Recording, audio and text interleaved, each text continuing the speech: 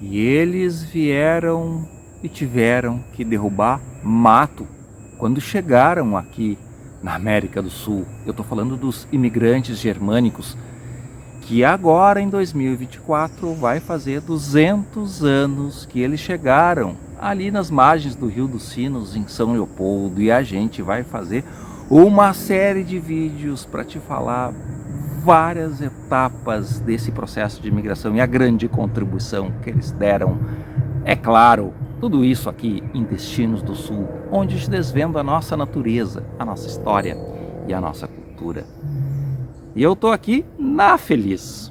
Quem me conhece, eu já falei alguns vídeos, assim, um pouco por cima, que minha mulher nasceu aqui, minhas filhas, então tem um pouco desse sangue germânico mais forte.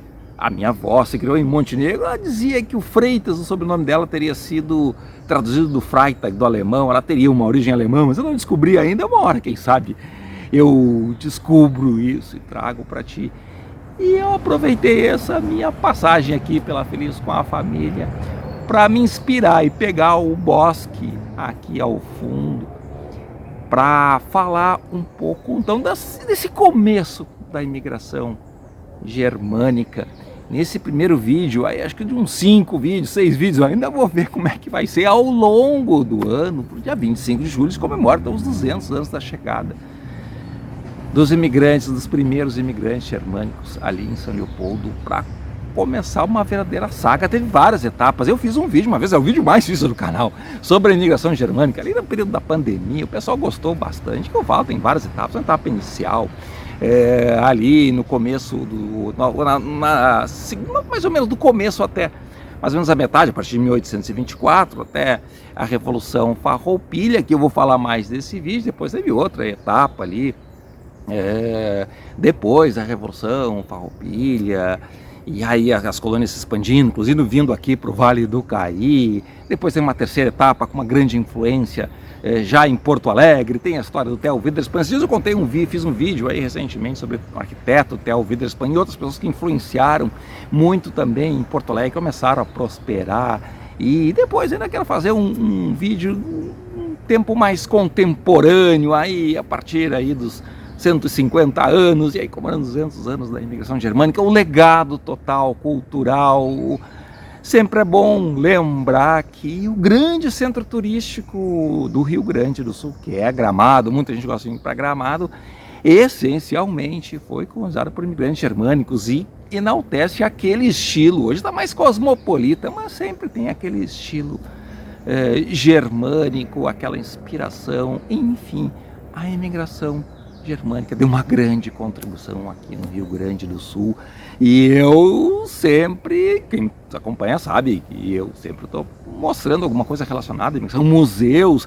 Eu vou colocar ao longo da fala do vídeo um pouco das imagens aí do Museu Histórico Visconde de São Leopoldo, que é bem importante. E a gente está sempre aprendendo, estudando cada vez mais. E aí eu adquiri livros, quer dizer, eu adquiri um livro e depois eu ganhei um outro livro, no Amigo Secreto aqui familiar, da família da minha esposa, enfim. Um primeiro livro que eu estava um tempo para ler, mas eu ainda estou lendo nesse janeiro de 2024, assim que a gente vai terminando, vai acrescentando mais situações, muita coisa eu tirei daqui, é esse livro aqui, 1824, de Rodrigo Trespar. E ele diz aqui na capa como os alemães vieram parar no Brasil, criaram as primeiras colônias, participaram do surgimento da igreja protestante ou luterana e de um plano para assassinar Dom Pedro I.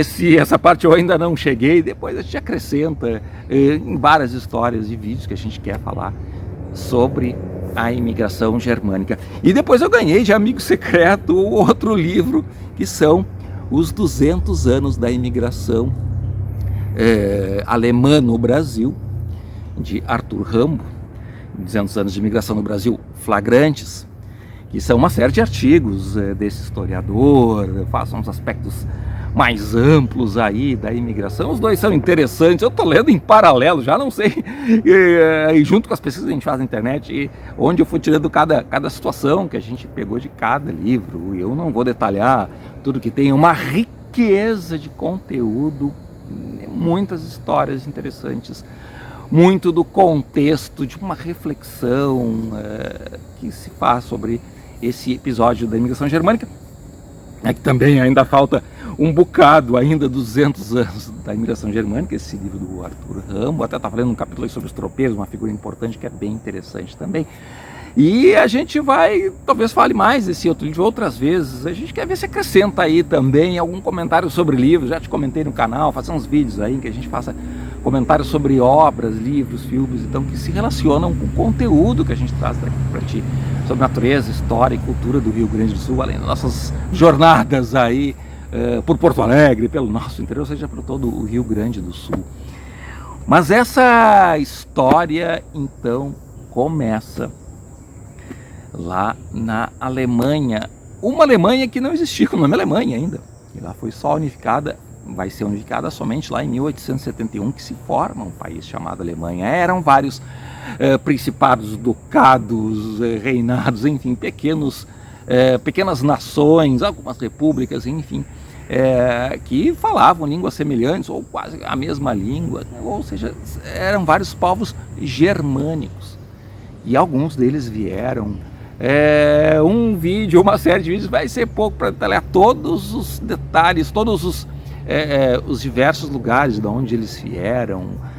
Enfim, teve pomeranos, que é uma região que vai da Alemanha até a Rússia, outros países que existiam, alguns que foram considerados como alemães, mas não eram bem, como é o caso desses pomeranos, ou a figura dos boêmios aí, da República Tcheca. Muitos vieram, outros vieram de outras regiões da Alemanha. Enfim, mas o fato é que havia uma ideia do governo imperial do Brasil desde o século XVIII, começo do século XIX, ou ainda quando pertenciam a Portugal, e aí em 1822 veio a independência, de trazer germânicos para vir colonizar o Brasil, mas muito para fazer parte de tropas do exército, para fortalecer o país. E com esse intuito é que também se buscou trazer esses imigrantes. E tem uma figura que é o médico alemão, porque na realidade, antes de vir os imigrantes, muitos alemães esporadicamente vinham para cá, alguns naturalistas, viajantes, médicos, artistas, que já circulavam para o Brasil. Então eles principalmente o livro do Rodrigo Trespark, ele comenta bastante sobre esses personagens que andaram, por exemplo, esse contexto, um contexto maior. Inclusive fala um pouco das movimentações do Império, as influências que teve de imigrantes germânicos, inclusive a imperatriz Dona Leopoldina era austríaca, um povo aí germânico. Ele até comenta que não necessariamente, ela ficava em dúvida se era interessante vir esses imigrantes germânicos quando começou a movimentação. Depois ela acolheu bem eles consideraram como uma madrinha deles. Os imigrantes chegaram aqui, que foram recebidos pelo imperador e a imperatriz, mas não se sabe ao certo se ela realmente tinha essa intenção. Foi ela que dela a ideia de trazer os imigrantes. Mas o fato é que foi nomeado então para trazer esses imigrantes um médico alemão que chegou da Ásia para o Rio de Janeiro em 1918. O nome dele era Georg Anton Schäfer, que foi então já em 1822, um pouco depois da independência do Brasil, uma relação que tinha com José Bonifácio, um homem forte aí do imperador.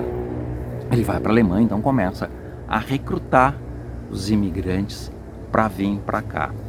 A situação na Alemanha não era muito favorável, havia muita dificuldade econômica.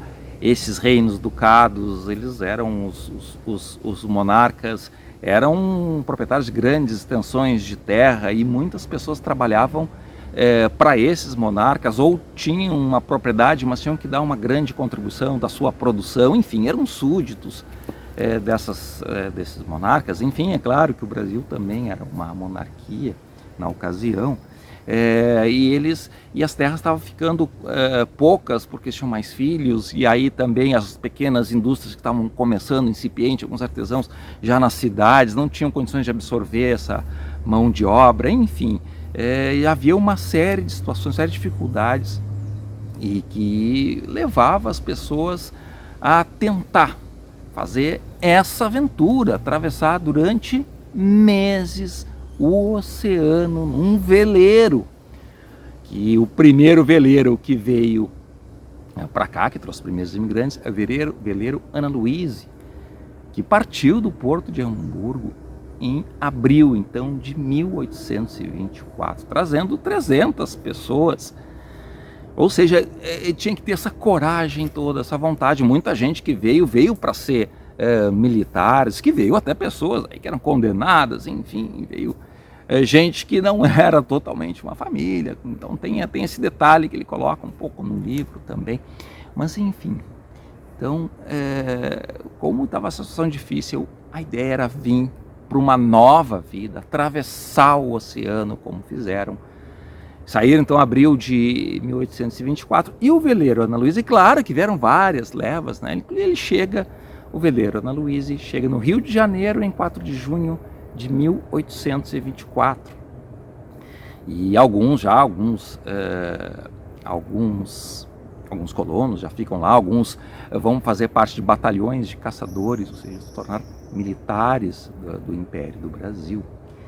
E, inclusive, antes dessa primeira colonização, a ideia da colonização do Leopoldo já tinha sido propostas, inclusive com a participação do Schaeffer também, colônias na Bahia e colônias em Nova Friburgo, mas essas não prosperaram, tiveram dificuldades, e, inclusive, isso é citado nesses livros. Ou seja, a história da participação dos alemães no Brasil é bem mais ampla até que a chegada ou o início ali na colônia de São Leopoldo. E eles então chegaram na Vila Ana Luísa, ficaram um tempo no Rio de Janeiro, depois embarcam no barco Protector, no Borgantim, um tipo de barco de nome Protector, e vêm então até a cidade de Rio Grande, onde se entrava no Rio Grande, se subia pela Laguna dos Patos, para chegar até Porto Alegre. E eles chegam em Porto Alegre só então, esse primeiro grupo, que aí já eram só 39, em 18 de julho de 1824, são recebidos pelo presidente da província, que dá um pouco de uma comida para eles, acolhe bem, tem uma recepção importante. Era um momento importante de buscar fazer essa colônia de São Leopoldo. E a ideia de colocar os colonos lá, eles iam colocar numa área onde antes existia a feitoria do linho cânhamo, que era uma grande fazenda do Estado brasileiro, o primeiro empreendimento agrícola do Estado brasileiro aqui no Rio Grande do Sul, que começou em 1783, em Canguçu, interior de Pelotas, hoje um município. Inclusive no Museu de História dos Condes de São Leopoldo, essa história também é comentada. Mas pouco tempo ele fica em Canguçu. A partir de 1787, então, vai para São Leopoldo, um empreendimento com vários escravizados africanos para plantar e colher o linho que ia fazer essa matéria-prima das cordas dos navios tão importantes aí, sejam navios particulares para comércio, como os navios militares, navios do Império. Era um meio de transporte importante na época, e usava muito cordas, principalmente os veleiros. E eles então tinham esse empreendimento, começou a ter problemas, inclusive se comenta nos livros aí, vai conseguir, através da leitura, acrescentar aí muitas situações interessantes, aprender muito. Inclusive, em determinada época, na feitoria do linho cânhamo, os escravizados já mandavam, já tinham tomado praticamente o poder, e tinham até matado um dos administradores, enfim, uma série de situações aí. E estava com dificuldades, e o Império do Brasil resolve terminar com esse empreendimento, que então era ali nas margens do Rio dos Sinos, e ceder esse lugar então para receber esses 39 colonos germânicos que depois de percorrer com barcos à vela, com barcos a remo, na realidade, com remos sendo conduzidos aí por escravizados também, singram as águas sinuosas do Rio dos Sinos. O Rio dos Sinos tem esse nome pelas suas grandes curvas. Demorava-se um dia para sair de Porto Alegre até chegar em São Leopoldo. Hoje Porto Alegre e São Leopoldo é separada por uma BR, aí, uma estrada que se percorre aí cerca de 30, 40 minutos. Para chegar, então, onde hoje tem uma ponte sobre o Rio dos Sinos, onde tem uma praça, onde tem um monumento comemorando o centenário da imigração germânica já em 1924, ali perto tem o Museu Histórico do Visconde de São Leopoldo, ali naquele ponto. Eles chegaram, então, no 25 de julho de 1824 e tem um quadro famoso que mostra a cena dessa chegada. O Rodrigo Três Placas até comenta que talvez ele tivesse chegado dia 23, 24 de julho. Eu estou falando aí que demora só um dia para chegar, até não sabe que dia que eles saíram ali de Porto Alegre, teriam saído dia 23, chegado dia 24, enfim. Mas existe a data, que é o dia do colono, que é um feriado, que é a data do dia 25 de julho de 1824. E se tu tá gostando desse vídeo, não esquece de curtir, compartilhar com os teus amigos. E na descrição deles eu sempre coloco, desse e de vários vídeos do nosso canal, eu coloco links onde tu pode comprar passeios saindo de Porto Alegre, excursões de final de semana, pacotes de viagem para vários lugares. Tu pode reservar o teu hotel pelo Booking. Tu pode também comprar ingressos para atrações turísticas, principalmente da Serra Gaúcha. Tem muita coisa em Gramado que é bem interessante também. E tu também pode entrar em contato conosco também, que a gente pode montar um roteiro especial para ti. E eles chegaram, então, nesse julho de 1824, como eu te disse no começo do vídeo, para derrubar mato. Cada um recebeu lotes demarcados de 77 hectares. Essa demarcação nem sempre é tão precisa e os lotes ficaram com tamanhos variados, enfim, são detalhes da demarcação. Também tem os personagens que demarcaram. Nesses livros está bem detalhado, tem várias histórias que a gente pode tirar e desenvolver melhor. Eu até estou achando que está ficando extenso esse vídeo, isso que é só um comecinho, só esse início que eu queria deixar para ti aí. E eles começam então a derrubar mato, tentar sobreviver, fazer as primeiras casas. Está bem colocado, assim, ilustrado ali no Museu Histórico Visconde de São Leopoldo, como eles fizeram as primeiras casas, e pegavam às vezes alguns galhos com barro, botavam um capim em cima, e esse era o primeiro abrigo, até se conseguir derrubar mais a madeira, trabalhar melhor ela. E aí depois vai chegar, claro, a técnica construtiva enxaimel, com a madeira cortada mais retificada, mais aplainada, falquejada, como se diz, com preenchimento, fazendo uma boa armação e depois fazendo o preenchimento com barro e outros galhos, enfim. Uma hora a gente vai detalhar, já comentou em alguns outros conteúdos, como era essa construção dessas casas aí no estilo enxaimel. Então eles começam a desenvolver a sua colônia, e vão chegando mais e mais imigrantes, e aí eles começam a comercializar, eles começam a plantar, cultivar milho, feijão, mandioca, enfim, várias frutas, batata, e eles começam a comercializar os seus produtos com a capital, sempre navegando. Num primeiro momento, as ferrovias só vão chegar no final do século XIX,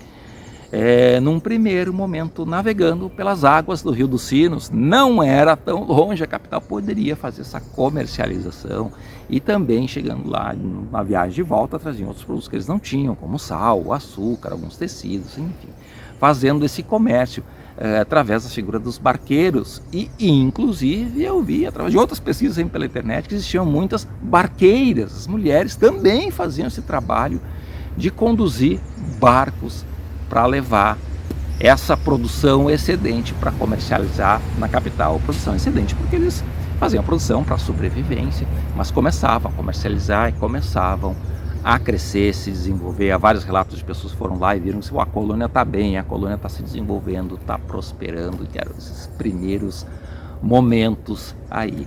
E eles enfrentaram um desafio logo 11 anos depois da chegada desses primeiros pioneiros, que foi o arrebentar da Revolução Farroupilha em 1835, que opôs revoltados contra o Império, chamados farrapos, que queriam mais autonomia, estavam brigando aí por questões de impostos, porque o charque era importado pelo Império do Uruguai com preço melhor, não pagava tributos melhor do que os que eram produzidos aqui na província de São Pedro do Rio Grande. E houve a Revolução Farroupilha, durou 10 anos, transformou numa revolta, começou no 20 de setembro de 1875, e já te falei alguns conteúdos aí sobre a Revolução Farroupilha que a gente tanto fala aqui no Rio Grande do Sul. E aí os colonos acabaram, de certa forma, querendo ou não, se envolvendo na Revolução Farroupilha. A gente diz que os colonos ficaram à parte, mas não, eles acabaram se envolvendo, porque tanto os imperiais, os fiéis ao império ainda, como os farrapos, os revoltosos, queriam a participação desses colonos alemães, que era uma colônia não só para fornecer, não só porque eles forneciam alimentação para a capital, abasteciam bem a capital, mas também eles poderiam participar da luta mesmo. Alguns eram bons militares e podiam participar para reforçar as tropas. E aí tem alguns personagens, que é uma história que eu quero fechar esse primeiro vídeo aí, para dar sobre essa série da imigração germânica. E um deles é o João Daniel Hillenbrand, que era um médico que veio já em novembro no navio Germânia, que inclusive nesse navio parece que teve um motim, teve brigas e teve confusão, teve condenação, um determinado cidadão, agora não me recordo, mas é uma história que pode detalhar mais, que é bem interessante, que está nesse livro que eu estou lendo aqui. E inclusive houve uma condenação e o condenado foi jogado ao mar. E ele veio com mais um grupo de imigrantes e ele acaba sendo muito importante na colônia. Ele faz o levantamento de todos os colonos que já estavam aqui, uma espécie de um censo. Se eu não estou enganado, a data é 1830, pessoal, qualquer coisa eu corrijo aqui. Inclusive tem a história dele contada no Museu de São Leopoldo também. Ele também foi militar, teria participado da batalha de Waterloo, contra as guerras napoleônicas, que também, as guerras de Napoleão Bonaparte, que também estavam causando problemas na Europa, e isso mais um motivo para vir os imigrantes para cá. E ele foi bastante importante, influente, e ele acaba aderindo à causa dos imperiais. Mas tem um outro personagem, Ferdinand von Salisch, que era um farrapo convicto, ou seja, estava apoiando a causa dos farrapos. Eles até parece que eram próximos, conhecidos, amigos, enfim, mas acabaram se entrincheirando em lados opostos. E a Revolução Farroupilha estourou então a partir de 1875, não vou entrar na história da Revolução Farroupilha, mas uma ocasião, o general, o brigadeiro Mena Barreto, estava chefiando, uma história interessante que ocorreu em São Leopoldo, um grupo numeroso já de colonos, alguns lusos, e eles estavam querendo conquistar uma outra margem, da margem esquerda do Rio dos Sinos, estavam preparando para invadir, porque o território está sendo dominado por farrapos. Eles ficavam se digladiando. Uma época Porto Alegre estava com farrapos, outras vezes estava com os imperiais. E enfim, então esse grupo maior, um exército um grupo relativamente numeroso, cerca de 300 pessoas, estava buscando então conquistar a margem, outro lado do Rio dos Sinos, onde estava um grupo menor de farrapos, chefiado então por Ferdinand von Salisch. E o Ferdinand, prevendo esse ataque então dos imperiais, comandado por esses brasileiros, ele resolve atravessar o do Rio dos Sinos e negociar, fazer uma diplomacia, ver como é que pode, antes de fazer o combate, ver se chegou a sair com uma bandeira branca, talvez querendo se entregar ou negociar uma rendição, enfim, vendo que o exército dele era menor. E aí ele vai falar com o Mena Barreto, e tinha outros generais, outros comandantes aí luso-brasileiros, E ele resolve acaba fazendo um discurso para a tropa em alemão. E os comandantes não entendiam alemão. E ele falou em alemão, não ficou registrado qual é o discurso que ele deu. Isso eu vi, pesquisando na internet. Há livros, tem que ler livros de participação dos alemães na Revolução Farroupilha. Então o Ferdinand von Salles fez um discurso em alemão e esse discurso dele convenceu boa parte daqueles 300, daquele grupo maior, a voltar para suas casas, e outra parte a aderir à causa dos farroupilhas, ou seja, mudar de lado. Uma história interessante que aconteceu ali então em São Leopoldo, já em 1836, aí no andar da Revolução Farroupilha, que interrompeu a imigração germânica, mas que querendo ou não, os imigrantes acabaram participando, alguns apoiando uma causa, outros apoiando outra, outros ficando na sua só trabalhando. Então teve um pouco de tudo. Enfim, estavam nesse contexto da Revolução Farroupilha, o primeiro desafio nesses primeiros anos dessa saga que está completando 200 anos agora em 2024 da imigração germânica. Eu ainda tenho mais para te contar, que eu vou te contar em outros conteúdos, as várias etapas, várias contribuições, para a gente poder homenagear como se deve homenagear esses 200 anos da chegada desses bravos pioneiros ali nas margens do Rio dos Sinos, onde hoje existe a cidade de São Leopoldo. E esse vídeo, essa série, eu vou dedicar, é claro, às minhas filhas e à minha mulher, que descendem de imigrantes germânicos, cada um com uma história. Então eu dedico a elas, e também vou deixar o convite então para tu nos seguir no Instagram, te inscrever no nosso canal do YouTube, porque aqui tem muito mais para ti. Vamos junto?